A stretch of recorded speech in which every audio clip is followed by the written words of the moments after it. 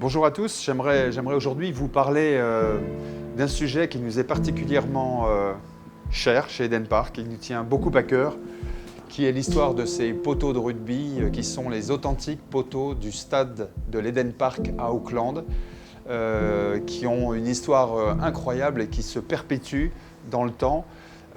Pour ceux qui ne le savent pas, ces poteaux ils ont été rachetés à l'occasion des enchères suite au tremblement de terre qui avait eu lieu à Christchurch et à la veille de la Coupe du Monde en 2011.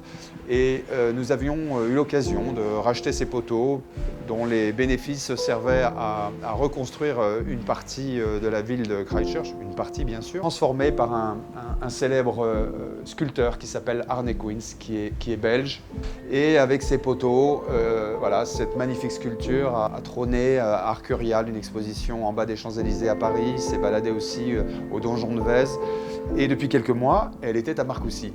À l'approche de la Coupe du Monde, il nous a semblé intéressant de la rapatrier au siège. Ça fait vraiment partie des murs de la maison.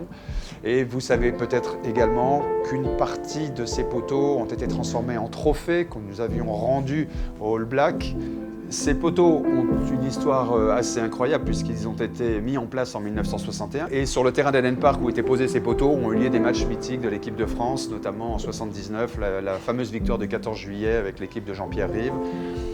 Les deux victoires ensuite en 1994 de Philippe Saint-André qui sont également mythiques. Notre défaite en finale de la première Coupe du Monde en 1987 et également une seconde défaite de l'équipe de France en finale en 2011. Vous savez, ce match qui avait été terriblement discuté, on avait même évoqué l'arbitrage, mais c'est normal, on l'a perdu, donc on discute l'arbitrage.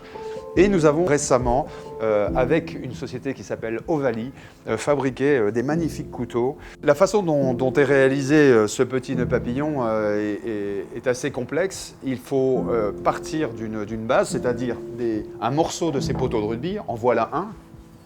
Voilà, vous le reconnaissez sans doute, la barre horizontale des poteaux de rugby.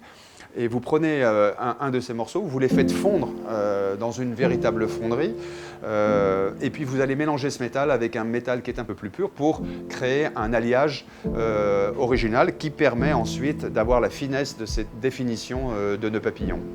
Voilà, donc il en reste quelques bouts encore.